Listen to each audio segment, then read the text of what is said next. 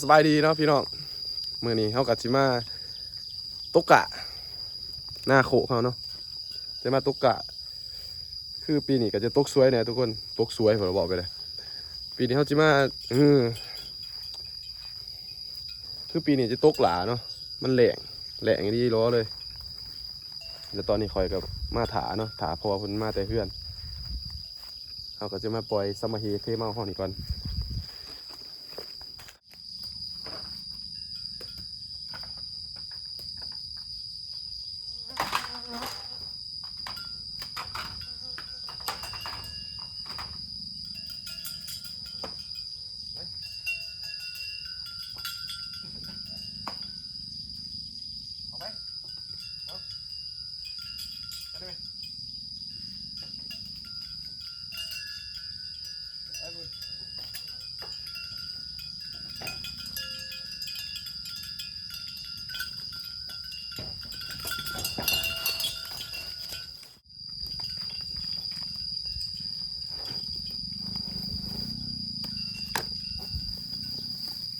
กินเขาซะก่อนเนาะทุกคนให้มันอุ่นท้องเอากินเขาปลาช้อนกับปิ่งปลาดุกหมดละเนี่ยมันโอ้มีน้ำ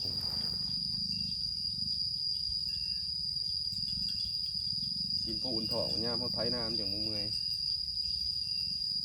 มีอะไรมันก็เอ้ย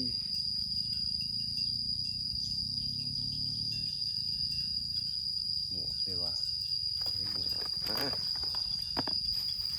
เด้อทุกคนเด้อปิ่งปลาดุกได้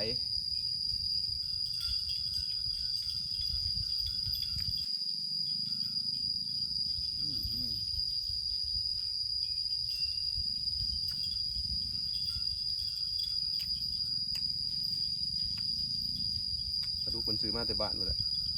มันเป็นปลาดุกหน้าหรอกขันปลาดุกหน้ามันจิตัวหน่อยกว่านี้ก็แสบกว่านี้เห็นมันพวก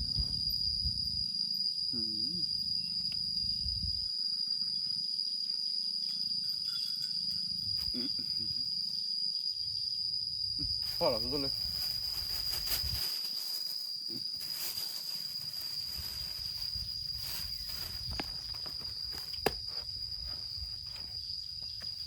หาหล่อเบิ่งให้เท่า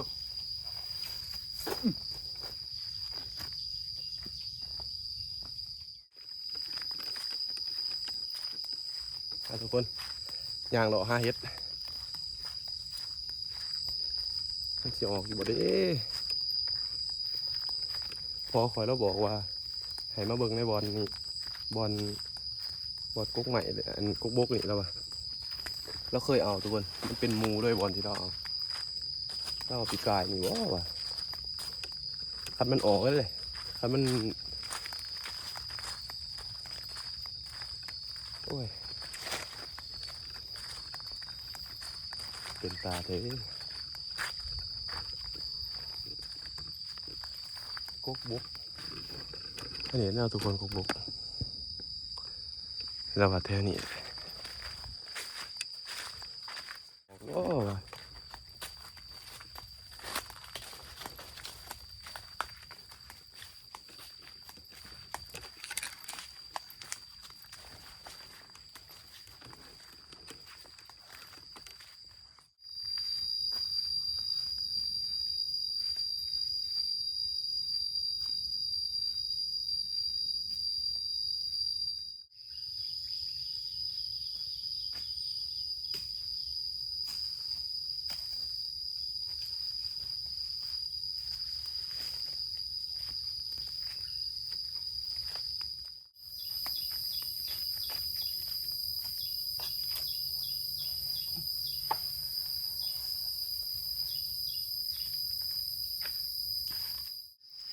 บ่ได้พ่อดอกทุกคนเอ้ย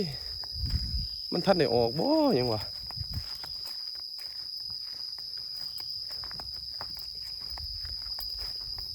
แม่นท่านได้ออกหนึ่งผิดหวังเลยแต่มือ3 หอบเลยมาหลอกเบิ่งเฮ็ดบัดเฮาบ่จอบเลยคนอื่นเรียบร้อยเขาเจ้า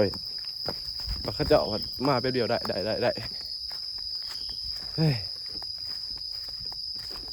หานอนดินในบ่อนครับ ไป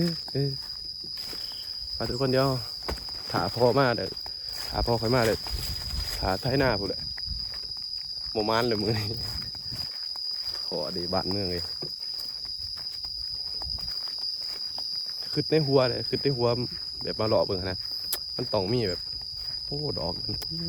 4-5 ดอกอะไรนะบ่ได้คอลายพอได้แกงใส่หน่อไม้ด้วยว่าขัวอู้ใส่ลูกขัวโอ้ยจังสี่ตัวทุกคน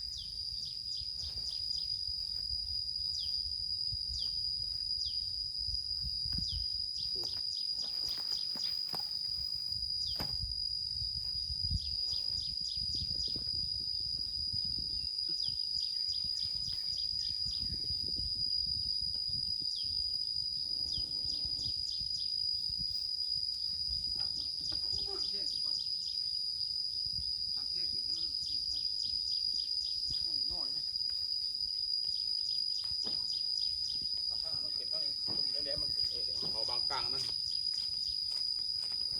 เอง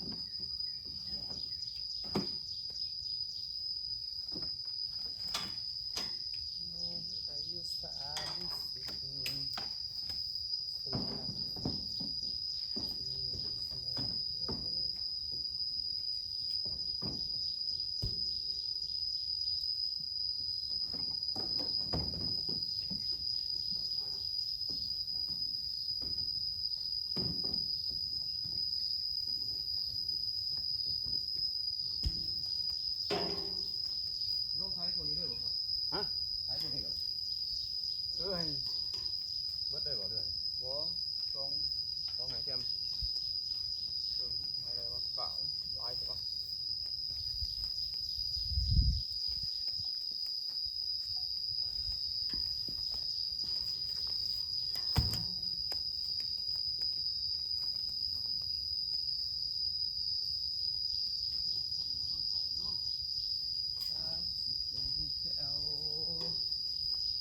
เจ้าสะจนแค่หยิบมาถึงมาตลอดตรงไตร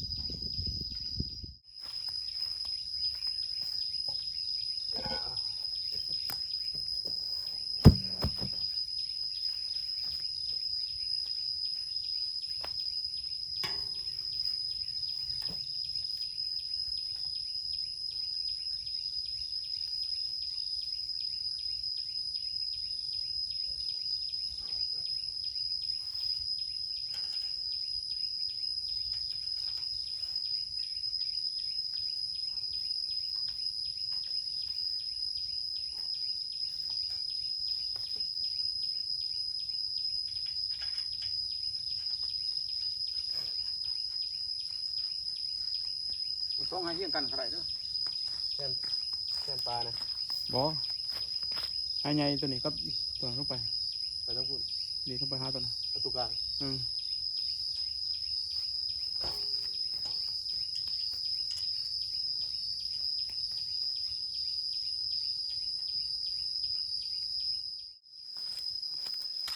ทุกคนตอนนี้กับเปลี่ยนตีนรถเป็นที่เรียบร้อยแล้ว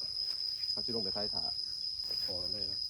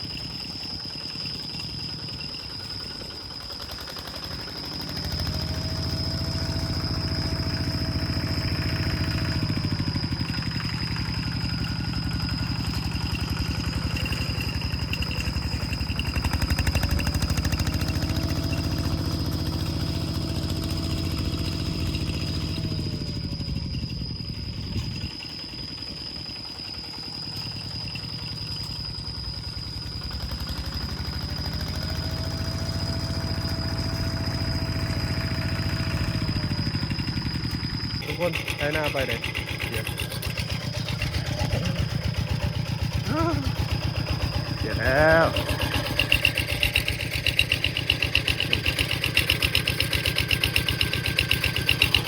ถ้าจะเอาไหวแล้วเจอพ่อเด็กปีกนี่ไปด้วยแหง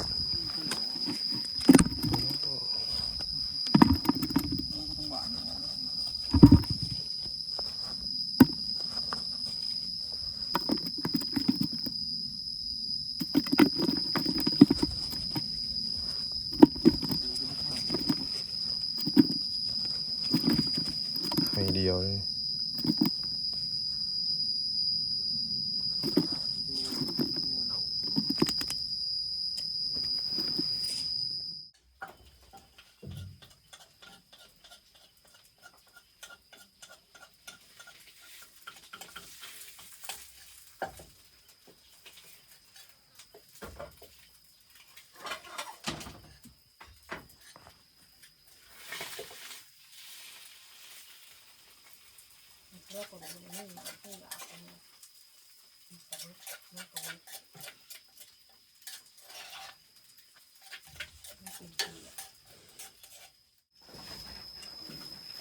ย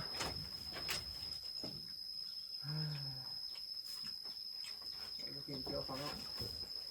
ไปโกงผมเลย เอาไปสีเลยเหนียวหัวใส่บะตี ไปซื้ออะไรเนี่ยพี่ เขาถ่ายกินมันโอ้ ฮะ ไข่ห่างเลย กินขี้วะ กินขี้กับเหนียวอื้อหือบ่ ไอ้คนตู้ใช้ งามครับตัวเอง น้ำเรื่องเล งาย นก็เจ้าหน้า ตะกะนี่ บ้านเขาถ่าย เอามันเนี่ย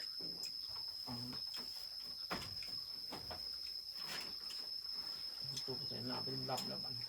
จับเขางามก็คนช่องเหนียวเลย วิ่งคือเอาเงิน ขาย หรือ เตะน้องๆบ่ สาวคนโต๊ะสมทั้งว่าจะเงี้ยโอ้ ไม่ได้ถ่ายหุดมันเลย เธอวันนี้มึงอยู่เรื่องปวดคลายเดี๋ยวบัน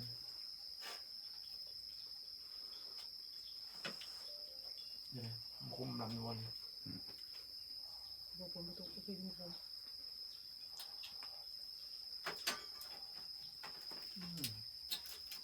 โอ้หัวเพิ่ม ประตู เอาเรื่องหัวบ้านก็ขึ้นมาในหอยนะบ้านผมเก็บเอาในให้ยัง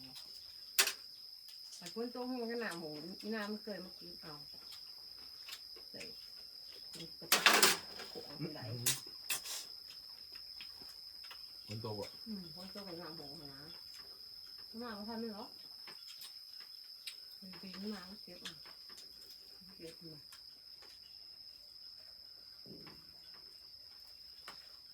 มาขาย หัว